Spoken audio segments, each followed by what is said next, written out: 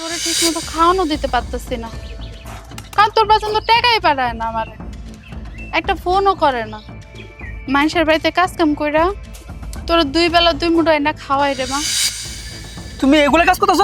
তুমি তুমি সোনিয়া, তুমি এত বছর পড়াইছো? আমগো মে প্রিয়া না? হ, এটা তোর বাজান।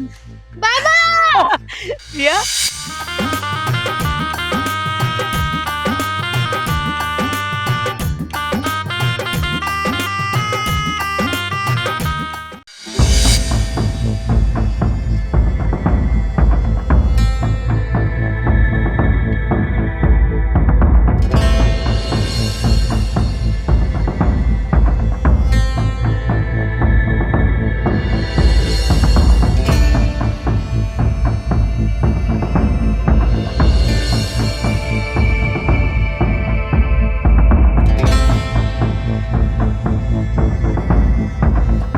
আয় তো মা, ওই চারাগুলা আজকে বাজারে ব্যস্ত হইব।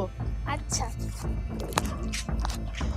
তোর বাপে তো গেছে বিদেশ, আজকে কত বছর হয়ে গেছে, অথচ আমাকে একটা খোঁজ খবরও নিল না।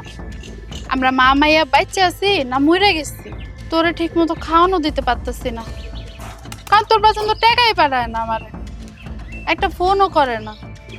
মানুষের বাড়িতে কাজ কাম কইরা তোর দুই বেলা দুই মুঠো না খাওয়াই রে মা। তোর আপন চাচা এত বড় লোক, অথচ আমগুলোকে এত দুর্ব্যবহার করে। তার বাড়ির কাছেও আমগো রাখলো না, দূর দূর করে তাড়ায় দিল।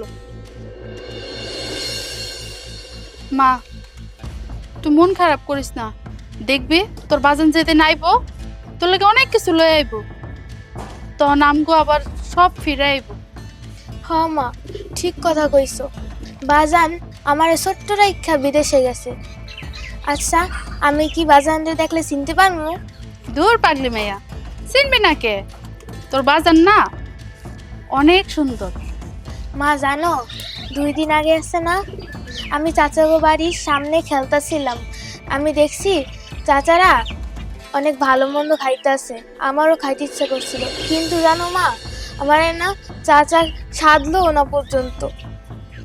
থাক মা, তুই মন খারাপ করিস না, আজকে চারাগুলা বেচা তোর লাগে মুরগি লয়ে আমো, তারপর তুই পেট ভরে ভাত খাবি। সত্যি মা?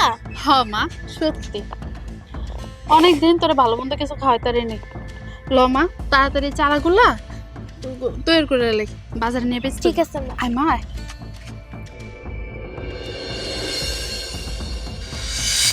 কি ব্যাপার সোনিয়া, তুমি এগুলা কাজ করতেছ? তুমি তুমি সোনিয়া, তুমি এত বছর পড়াইছো? আমগো মে প্রিয়া না? হ, এটা তোর বাজান।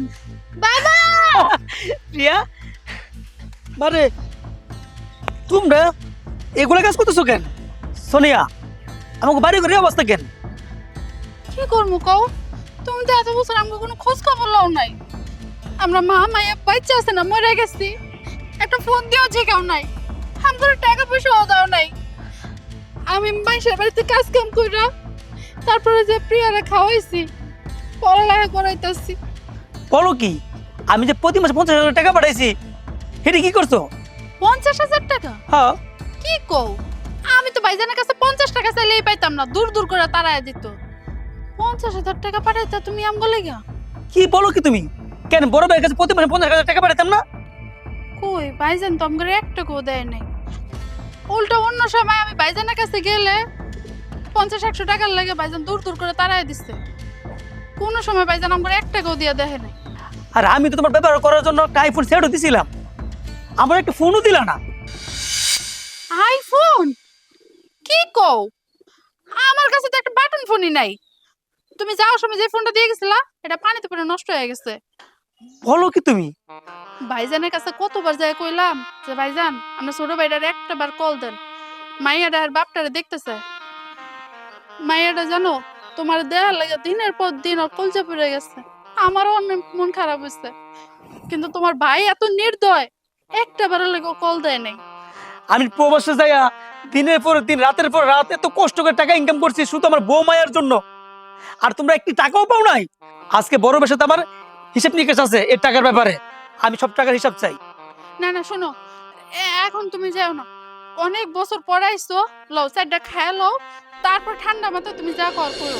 এই যাও না, ছাড়ো তুমি। শোনো, যাও না কিন্তু। ভাইয়া, আয় ভাইয়া। আরে এখন তুমি কখন আসছো? আর তুমি এসে চিল্লাচিল্লি করতেছো কেন? তোমার জন্য আমি টিকটকও করতে পারলাম না আর শান্তি রাখেন মতো। আপনি টিকটক।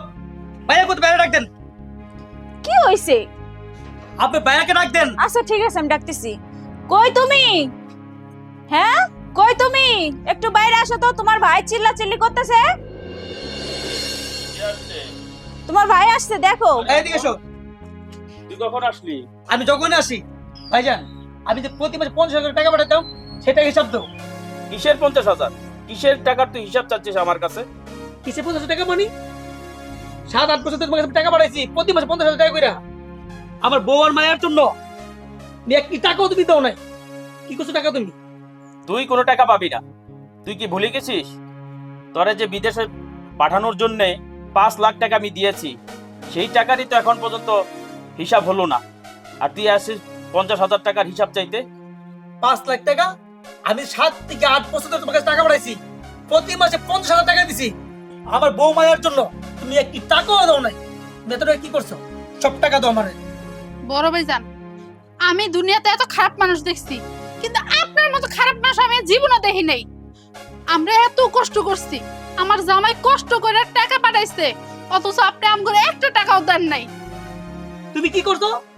ওদেরকে বাড়ি থেকে বের করে মাটির করে নিয়ে দিছো কেন? তোমার বউ যে মাটির ঘরে গেছে কিসের জন্য তুমি জানো না? ওই মাটির ঘরে থাকে লটর পটর করার জন্য। ভাবি, একদম আমার ব্যাপারে মিথ্যা অপবাদ দিবেন না। আমি মাটির ঘরে কি লেগে থাকি আপনি জানেন না? আপনার জামাই আমারে এই দুধের মাইয়ার লয়ে বাইর করে দিছিল। আমি এই ছোট মেয়েটার লয়ে দিনের পর দিন মাটির ঘরে দিন কাটাইছি। আমার জামাই টাকা পাঠাইছে, সেই টাকা দিয়ে আপনারা আনন্দ ফুর্তি করছেন। কাজটা তুমি ভালো করলো না ভাইয়া। হ্যাঁ, একদম মুডও ভালো করো নাই। ঠিক আছে, তোমার কাছে টাকা পাবো না, তাহলে আমি চেয়ারম্যানের কাছে যাবো। আমার এই টাকা চেয়ারম্যানের কাছ থেকে উঠাবো। চেয়ারম্যানে বলো এটা বিচার করার জন্য। হ্যাঁ চলো, চেয়ারম্যানের কাছে যাই। চেয়ারম্যান? এইসব চেয়ারম্যান আমার পকেটে থাকে। যা যা, তুই দেখি কি করতে পারো।